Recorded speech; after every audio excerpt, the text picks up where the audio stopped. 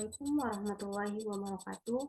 Baik, sebelumnya perkenalkan nama saya Indah Purnamasari dengan NIM F1120014 dengan mata kuliah Supply Chain Management. Baik, sebelumnya di sini saya akan menjelaskan dari jurnal yang telah saya rangkum. Sebelumnya saya akan menampilkan slide presentasinya terlebih dahulu. Di sini saya akan menunjukkan jurnal aslinya terlebih dahulu dengan judul Analisis Desain Jaringan Supply Chain Komoditas Beras di Desa Korondaron, Kecamatan Lamongan Timur, Kabupaten Minahasa. Di sini ada abstrak, pendahuluan, ada lagi tinjauan pustaka, ada metode penelitian, ada hasil penelitian dan pembahasan. Selanjutnya ini ada pembahasan, dan ada kesimpulan, saran, dan terakhir itu daftar pustaka. Baik, di sini saya akan menjelaskan hasil rangkuman sebuah jurnal dengan judul Analisis Desain Jaringan Supply Chain Komoditas Beras di Desa Korondaron, Kecamatan Lamongan Timur, Kabupaten Minahasa. Nah, di sini pertama ada pendahuluan. Yang pertama yaitu latar belakang. Di sini beras merupakan salah satu dari 9 bahan pokok makanan yang paling penting di dunia. Di beberapa negara, terutama di Asia, beras merupakan makanan pokok untuk mayoritas penduduk, terutama di kalangan menengah ke bawah masyarakat. Nah, mengambil keputusan dalam sebuah desain jaringan supply chain merupakan hal yang sangat penting karena memerlukan strategi jangka panjang dan biaya yang besar apabila terjadi perubahan yang memerlukan perbaikan dan penyesuaian. Yang kedua yaitu tujuan penelitian. Di sini tujuannya adalah untuk mengetahui desain jaringan supply chain komoditas beras di Desa Korondaron, Kecamatan Lamongan Timur dalam rangka mendesain alternatif desain jaringan rantai pasokan yang lebih efektif dan lebih efisien. Selanjutnya di sini ada tinjauan pustaka. Yang pertama supply chain. Menurut Pujawan dan Mahendrawati, supply chain ini adalah jaringan perusahaan-perusahaan yang secara bersama-sama bekerja untuk menciptakan dan menghantarkan suatu produk ke tangan pemakai sampai akhir. Yang kedua yaitu strategi supply chain management. Menurut si Haya, bahwa strategi supply chain management adalah rangkaian kegiatan dan aksi strategis pada jalur aliran barang yang menciptakan rekonsiliasi antara apa yang dibutuhkan pelanggan akhir dengan kemampuan sumber daya yang ada pada jaringan supply chain. Yang ketiga yaitu desain jaringan. Nah, menurut Pujawan dan Mahendrawati bahwa perancangan desain jaringan supply chain merupakan satu kegiatan yang harus dilakukan pada supply chain management dan mencakup keputusan tentang lokasi, jumlah, kapasitas, fasilitas, produksi, dan distribusi dalam suatu supply chain. Selanjutnya di sini ada metode penelitian. Yang pertama yaitu jenis penelitian. Nah, jenis penelitian itu menggunakan deskriptif kualitatif. Yang kedua yaitu tempat penelitian. Tempat penelitian ini di Desa Korondaron. Yang ketiga informan penelitian. Yang keempat metode pengumpulan data. Di sini menggunakan data primer dan data sekunder. Yang terakhir yaitu teknik pengumpulan data. Nah, untuk teknik pengumpulan data ini menggunakan yaitu dengan cara wawancara, observasi, dan melakukan angket.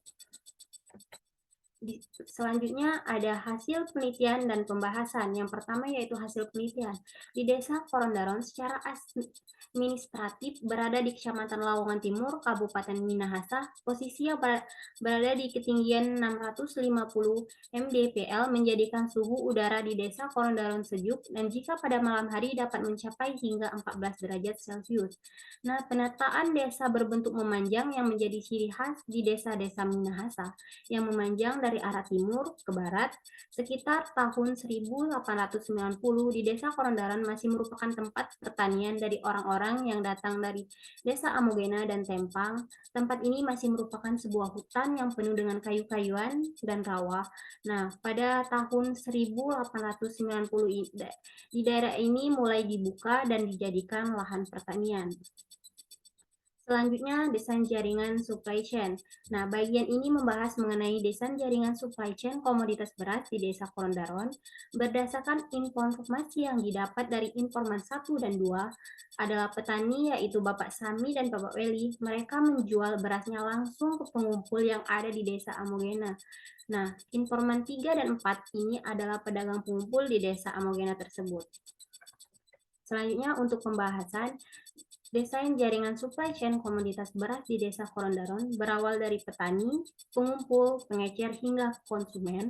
Pentingnya mendesain jaringan supply chain komoditas beras di Desa Korondaron ini agar efektif dan efisien menjadi acuan ke depan yang membantu rantai pasok beras di desa ini. Nah, desain jaringan supply chain komoditas beras di desa masih terpola secara tradisional dapat dilihat dari perbedaan antara petani dan pedagang. Petani membutuhkan waktu lebih kurang 4 bulan untuk menghasilkan beras dan dijual ke pedagang pengumpul. Sementara itu, dari pihak pedagang hanya membutuhkan waktu 1 minggu untuk menjualnya ke pengecer atau konsumen. Dapat kita simpulkan dari perbedaan yang ada, dapat dilihat bahwa petani hanya menikmati keuntungan yang relatif sedikit.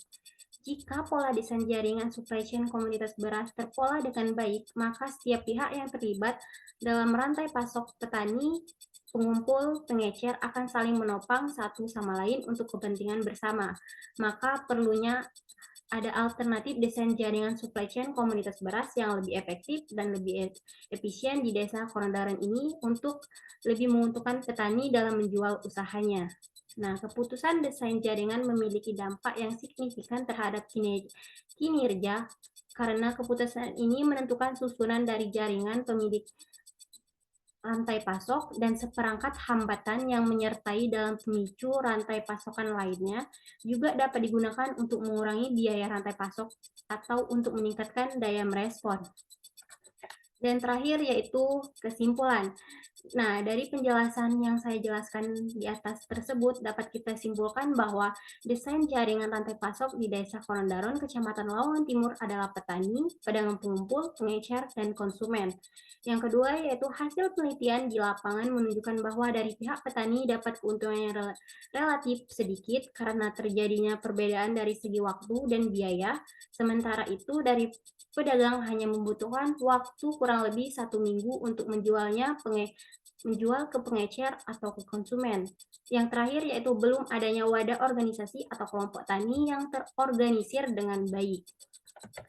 Mungkin itulah saja penjelasan dari saya. Terima kasih.